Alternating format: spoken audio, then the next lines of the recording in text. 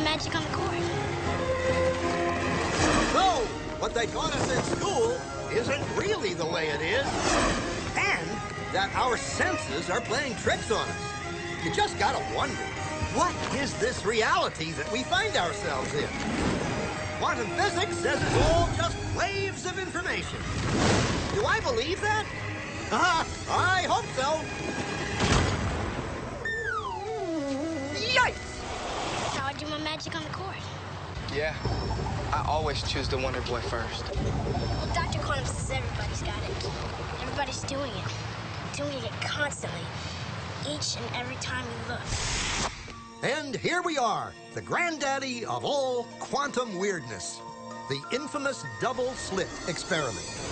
To understand this experiment, we first need to see how particles, or little balls of matter, act.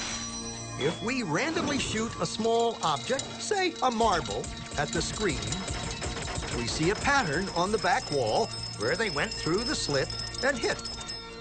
Now, if we add a second slit, we would expect to see a second band duplicated to the right. Now, let's look at waves.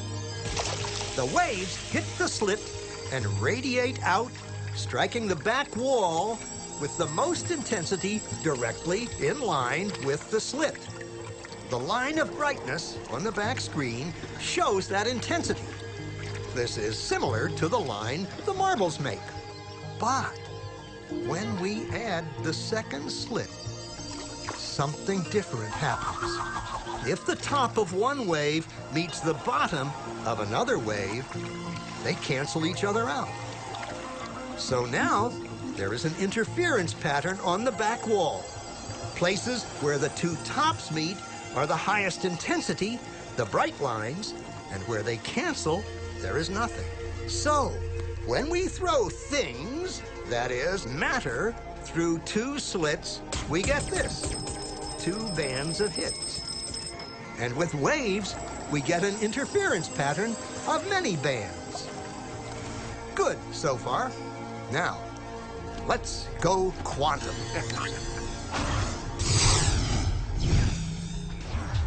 An electron is a tiny, tiny bit of matter, like a tiny marble.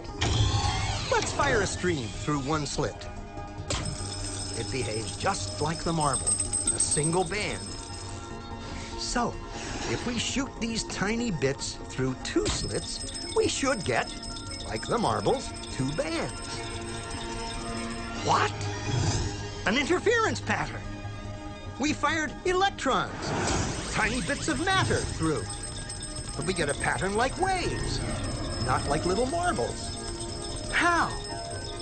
How could pieces of matter create an interference pattern like a wave? It doesn't make sense. But physicists are clever.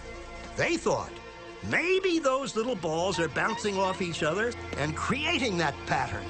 So they decide to shoot electrons through one at a time. There is no way they could interfere with each other. But after an hour of this, the same interference pattern is seen to emerge. The conclusion is inescapable. The single electron leaves as a particle, becomes a wave of potentials, goes through both slits, and interferes with itself to hit the wall like a particle. But mathematically, it's even stranger. It goes through both slits, and it goes through neither. And it goes through just one, and it goes through just the other. All of these possibilities are in superposition with each other. But physicists were completely baffled by this. So they decided to peek and see which slit it actually goes through. They put a measuring device by one slit to see which one it went through and let it fly. But the quantum world is far more mysterious than they could have imagined.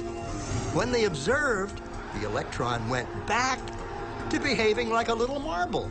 It produced a pattern of two bands, not an interference pattern of many. The very act of measuring or observing which slit it went through meant it only went through one, not both. The electron decided to act differently, as though it was aware it was being watched. And it was here that physicists stepped forever into the strange, never-world of quantum events. What is matter? Marbles or waves? And waves of what? And what does an observer have to do with any of this? The observer collapsed the wave function simply by observing.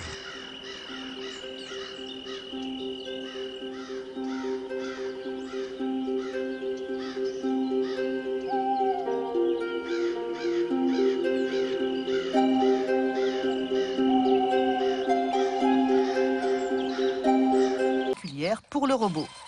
Le but de l'expérience, c'est de mettre le poussin dans une cage transparente et de voir si le robot, qui normalement fonctionne au hasard dans toutes les directions, va avoir une trajectoire complètement perturbée, soit vers la cage, soit à l'opposé. Donc, va-t-il y avoir une influence de la pensée du poussin pour attirer le robot, ou est-ce que c'est impossible ?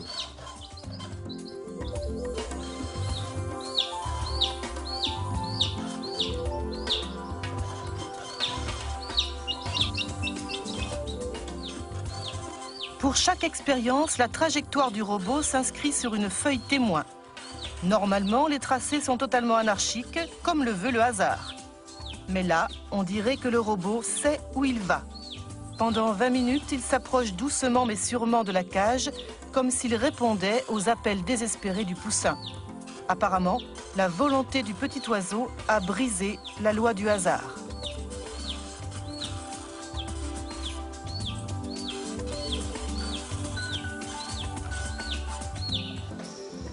Pendant 4 ans, René Péoc réalise 600 expériences avec 2500 poussins. 17 ans plus tard, il a conservé les tracés comme autant de pièces à conviction. Pour lui, ils sont la preuve que l'esprit a une influence sur la matière, même si actuellement aucune loi physique ne permet de l'expliquer. On a obtenu de très nombreux tracés, dont certains tout à fait impressionnants, comme celui-ci, vous voyez, où le robot est parti du centre et aller directement dans le coin où se trouvait la cage du poussin. Donc des tracés de ce genre, on en a en pagaille. On a fait la moyenne statistique de tous ces tracés. Bon, certains peuvent donner de mauvais résultats et aller dans la direction opposée, mais en moyenne, on a obtenu un robot qui s'est déplacé 2,5 fois plus souvent vers la cage que dans la zone opposée. On a fait autant d'expériences avec des poussins qui avaient déjà leur propre mère poule qu'avec des poussins qui ont été conditionnés avec le robot. Dans ces cas-là, lorsque le poussin a sa propre mère poule naturelle, il n'est pas intéressé par le robot, et le robot se déplace conformément au hasard dans toutes les directions. Donc c'est bien le conditionnement opéré sur le poussin qui est responsable de la différence de trajectoire du robot. Alors en fait, pour l'instant, on ne sait pas expliquer le phénomène. Non, c'est difficile de donner l'explication exacte. Bon, on peut émettre des hypothèses, mais à l'heure actuelle, il faut surtout déjà constater que le phénomène existe bien. Bon, parce qu'il y a des physiciens qui, quelquefois, s'amusent à critiquer, mais en fait, il y a aussi dans la physique fondamentale des phénomènes invisibles, immatériels, comme les lois physiques, les forces, l'énergie, le temps, les dimensions de l'espace. Tout ça, c'est de l'invisible, de l'immatériel, et on ne sait pas ce que c'est à la base. Bien là, la pensée, c'est le même type de phénomène. On ne la constate que par ses effets sur la matière, mais c'est invisible et immatériel. Et on s'aperçoit que l'homme ou l'animal peut interférer, peut biaiser les règles du hasard, de façon à ce que ce hasard lui soit favorable, dans le sens qu'il désire.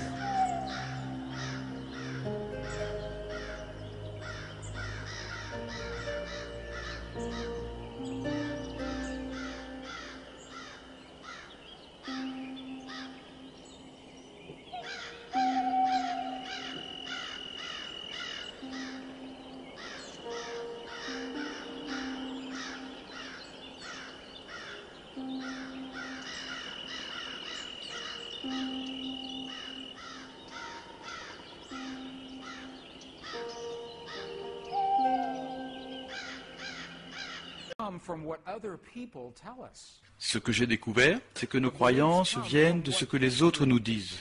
Nos croyances viennent de ce que l'histoire nous dit, de ce que la science nous dit, de ce que les religions nous disent, de ce que notre culture, notre famille nous disent, de ce que nos amis nous disent. C'est de là que viennent nos croyances. Seriez-vous d'accord avec ça?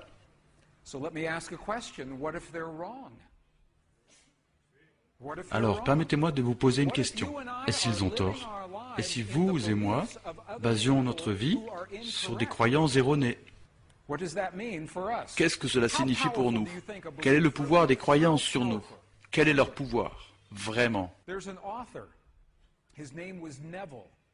Neville, auteur du début du XXe siècle, a écrit un livre intitulé « Le pouvoir de la conscience », un très beau livre.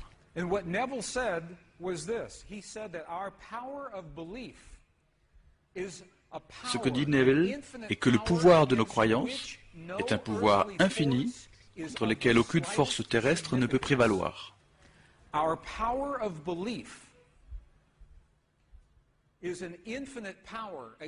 Notre pouvoir de croyance est un pouvoir infini contre lequel aucune force terrestre ne peut prévaloir.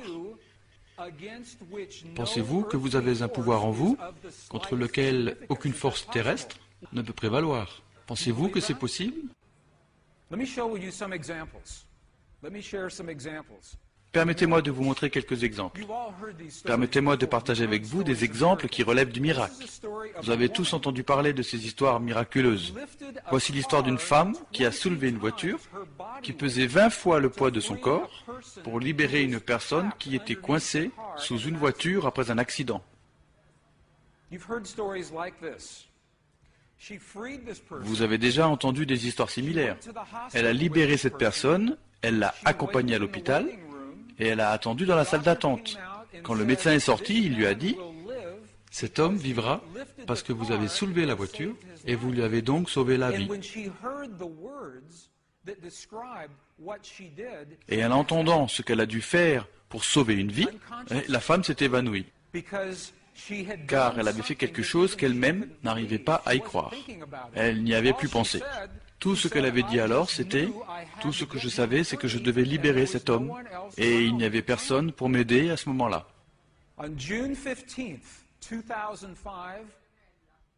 Le 15 juin 2005, Amanda Dennison, de la province d'Alberta, au Canada, est entrée dans le livre des records pour la plus longue marche sur le feu. Elle a pu traverser un brasier de 220 pieds de long. Bien, c'est une longue traversée sur un brasier d'une température d'environ 900 degrés. Elle a traversé le feu et en est sortie indemne. Ce que vous voyez là, c'est la photo d'Amanda qui marche sur le brasier. Et ça, c'est la photo d'Amanda après qu'elle a marché sur le feu. La question est pourquoi Amanda est sortie indemne? Pourquoi aucune blessure? À cause de ses croyances. La dame qui a soulevé la voiture qui faisait 20 fois son poids l'a fait parce qu'elle avait des croyances. Amanda a pu marcher dans le feu à cause de ses croyances. Ce sont là des histoires qu'on entend tous les jours, du pouvoir que nous avons à l'intérieur de nous. Mais ce sont des exemples rares. Imaginez qu'on assistait à ça tous les jours.